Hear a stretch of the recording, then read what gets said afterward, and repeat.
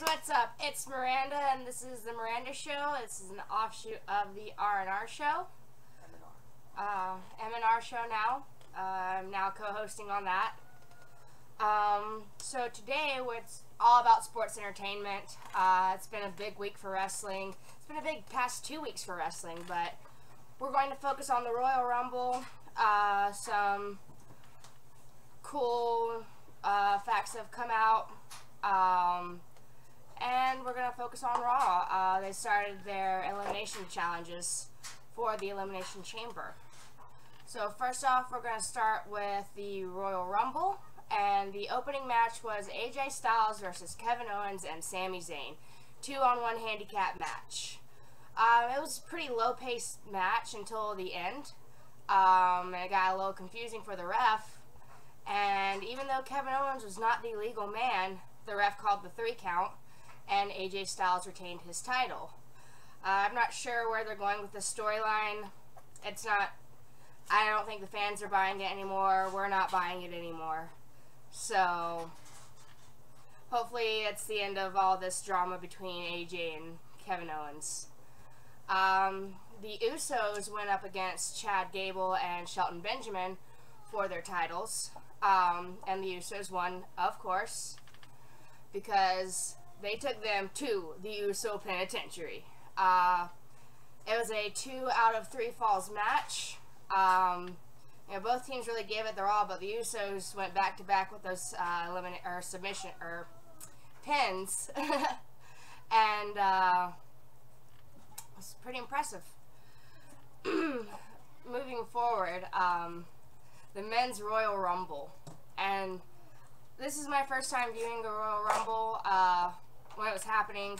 I've gone back and I've watched some of the older ones, but this one was great to watch. Some of the ringers that they had, Andrade Cien Almas from NXT. He is the current NXT Men's Champion. He came out and he stayed in for a good bit of time. Heath Slater could not catch a break. He got knocked out by Baron Corbin on his way down to the ring, and every superstar to come out after Heath Slater hit him, kicked him, pushed him away from the ring, except for Biggie. Biggie picked him up and placed him against the ring. Got some tight pancakes. It was definitely very interesting to watch and disgusting. Ty Dillinger was supposed to come out at number 10, but he was attacked behind the scenes by Sami Zayn and Kevin Owens.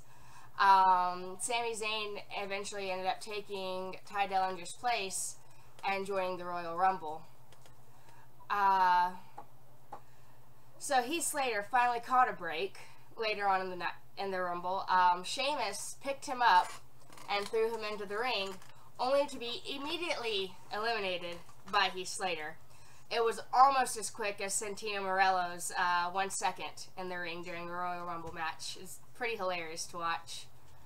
Kofi, every Rumble he's in, he always brings us a new surprise. He always finds some way to save himself. I mean, handstands, jumping off the barricade, crowd surfing, using a chair as a pogo stick. How can this man top himself every year on crazy saves? Well, this year, he fell over the top rope. 1 foot hit the ground, and 1 foot landed on Xavier Woods' chest. Big E, of course, brings out a big platter of pancakes. Kofi walks on top of the pancakes, then, with some help from the New Day, gets boosted back into the ring, only to be eliminated about 3 seconds later. The Hurricane came back. He was one of the ringers. It was a little bit of nostalgia. He still had the pose down, but his wrestling skills have not improved in the slightest. Adam Cole from NXT also joined the Men's Royal Rumble match.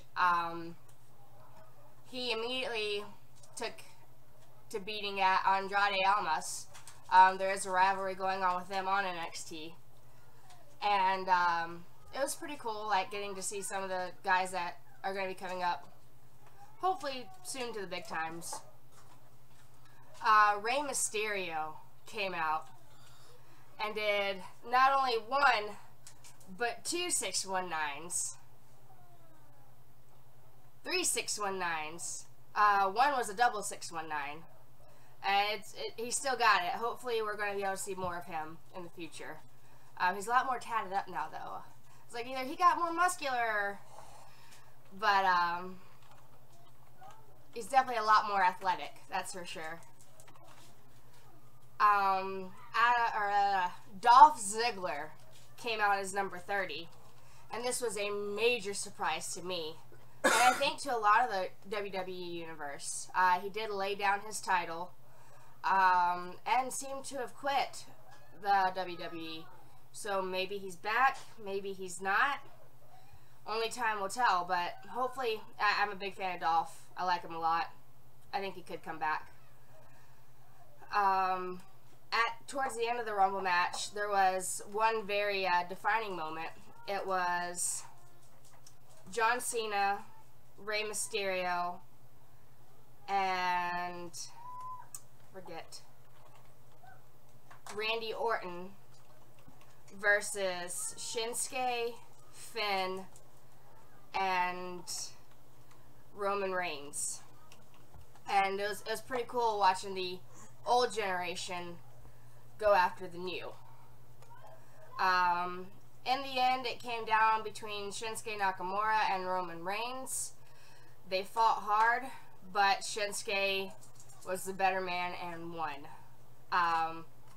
Shinsuke Nakamura will be challenging AJ Styles for the WWE Heavyweight Championship come WrestleMania in March. One thing I really enjoyed about this pay-per-view is they did the Colonel Rumble for KFC. It had Baron Corbin, Rusev, The Miz, a lot of superstars that we all love. But the very last entrance for the Colonel Rumble was Nature Boy Ric Flair. And he ended up doing a double elimination. So he is now, I guess, the spokesman for the WWE and KFC.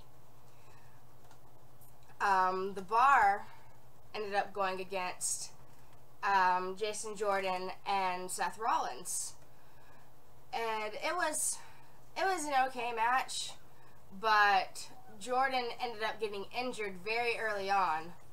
And Seth, who had been in the Rumble earlier in the night, was just constantly being attacked by Cesaro and Sheamus. Jason Jordan did not recover, and it ended up the Bar became 4-time tag team champions for Raw. The triple threat match between Brock Lesnar, Braun Strowman, and Kane was a no elimination match. There were tables, kendo sticks, chairs, and it was insane. But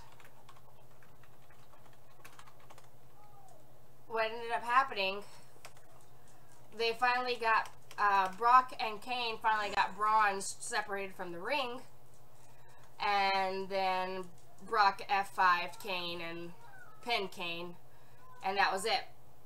Brock retained his title.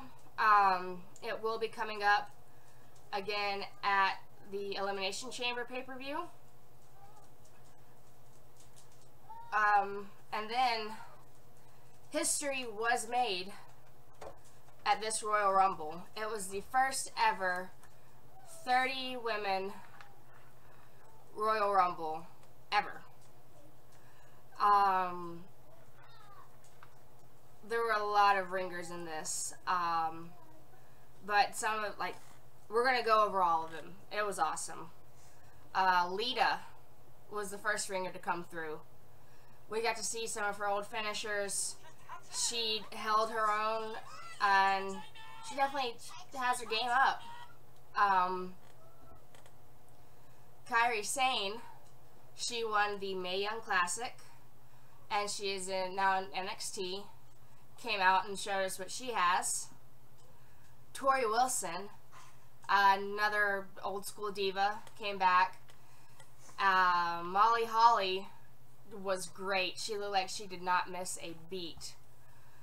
Michelle McCool probably, in my opinion, looks better now than she did when she was performing, and she held her own against all of them. She stayed in there a while.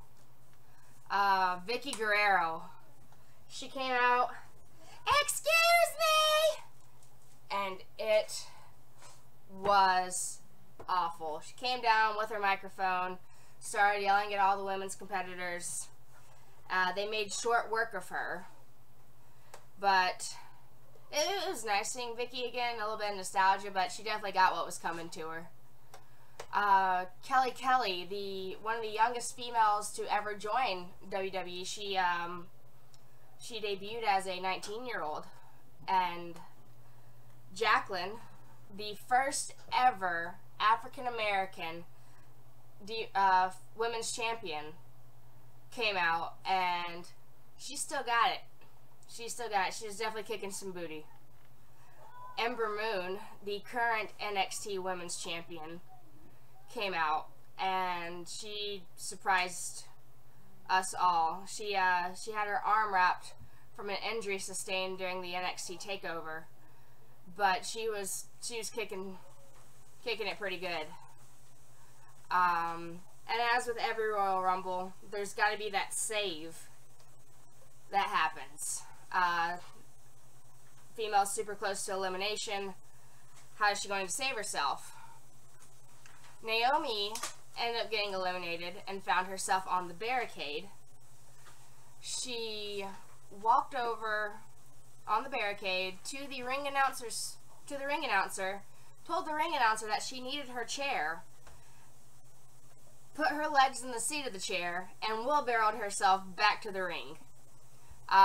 Shortly to be eliminated afterwards, but it happens. Beth Phoenix, the Glamazon, came out and went toe to toe with Nia Jax, and they were locked onto each other. It was very awesome to watch, especially women of that caliber wrestling, and actually wrestling instead of the typical diva cat fights.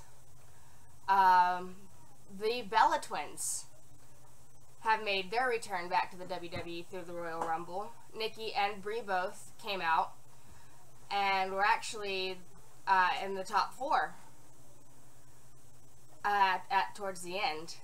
And at number 30 was Trish Stratus. And taking this from Renee Young, I believe, we were all stratified. It got down to the nitty gritty, and it was Asuka, Sasha, and the Bellas. Sasha got eliminated. I believe Brie got eliminated before Nikki did, and it came down to Nikki and Asuka. They were battling it out on the apron. Both had gone over the top rope, and then Asuka ended up taking the win. She is still currently undecided on which championship she's going to go after, due to the fact that there's going to be the first ever Women's Elimination Chamber match, where Alexa Bliss's title will be up for grabs in 4 weeks is when that will be happening. And we all got to see the WWE premiere for Rowdy Ronda Rousey. She has signed a full-time contract with the WWE. We're not sure which program she's going to be on, SmackDown or Raw, but she has been training at Shawn Michaels' facility. She's now over on the sports entertainment side. We're all looking forward to see what she can do. Not too many people are super excited about it, but I think she'll do fine. And I think she might be the one to end up beating Asuka. Another other sports entertainment news, past the Royal Rumble now, the Dudley Boys are being inducted into the WWE Hall of Fame of the 2018 class. They're a phenomenal tag team. They were champs. You know, they revived the tag team division. So I'm very excited to see Bubba Ray and Devon get what they deserve for sure. On Raw on Monday night, they were doing the elimination quals for the Elimination Chamber. They were last man standing matches, or Braun and Kane were last man standing matches. In the Braun versus Kane match, Braun ended up winning because he dumped the announcer stage on top of Kane, and obviously Kane could not move after that. And then he had an altercation with Kurt Angle backstage saying, "You told me last man standing, and that's what I did." And he's still continuing to issue threats towards Brock Lesnar. John Cena versus Finn Balor was the next match. John Cena ended up taking it, but the crowd is not too happy with John right now. He's definitely lost their support, and I think we're going to see either a heel turn or John Cena's retirement soon. I'm not sure yet, though. For the last one was Matt Hardy versus Elias. These are both very odd characters in the WWE. I'm pretty sure that Doctor Who is going to have to sue Matt Hardy for copyright infringement, seeing as how he's constantly using the Cyberman's mantra, delete. But we'll see how that goes. Anyways, midway through the match,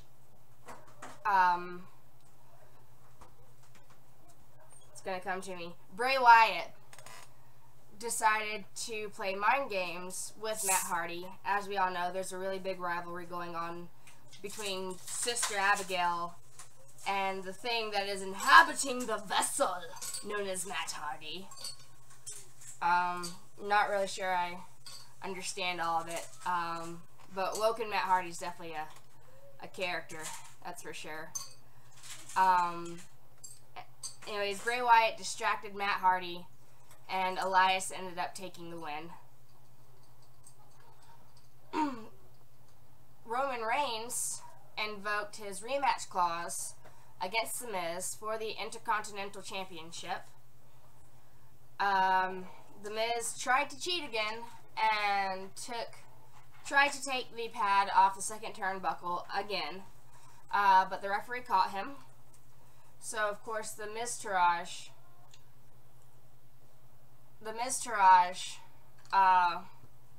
decided to step in and constantly distract Roman. Roman got focused on them and ended up losing. So the Miz is still the Intercontinental Champion. At the very beginning of Raw, they were celebrating Asuka's victory in the Royal Rumble.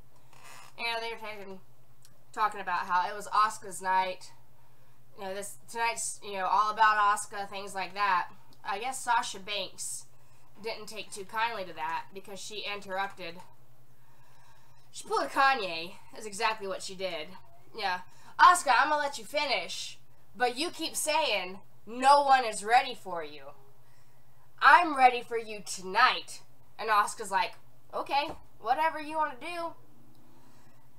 Ended up, Stephanie McMahon made the match. Asuka and Sasha, they went toe-to-toe for a little while. And then Asuka got the Asuka lock. It's the first time she's used it since NXT. There's no escaping it once she gets it locked in. And we all know that Sasha Banks is a wimp when it comes to submissions. So, it's definitely an interesting matchup. I'm still pretty positive that no one in the Raw Women's Division is ready for Asuka. She's beat the majority of them already once in NXT. I can't see her losing anytime soon. Kairi Sane might go toe-to-toe with her, but we'll have to see what she can produce through NXT and whatnot. In entertainment news, that's all I have for Raw and SmackDown and wrestling in general. I'm really bad at this game, guys. I'm sorry, I'm falling all over my words. Glee actor Mark Salling dies at age 35. He recently pled guilty to possession of child pornography. Has died. A person of knowledge of the situation confirmed to the Hollywood Reporter on Tuesday. The cause and manner are not clear. The LA coroner could not confirm the death because the next of kin has not yet been notified. TMZ, however, is reporting that the actor has died of apparent suicide. He was scheduled to be sentenced on March 7th. He had reached a plea agreement with prosecutors in October. He possessed over 50,000 images of child pornography. He also, he played the bad boy Noah Puckerman on the Fox musical dramedy. I guess that's a mixture of comedy and drama. Had a baby. That's all I really have for today. I thought it was going to last a lot longer. I'm Miranda, and I will have more for you later.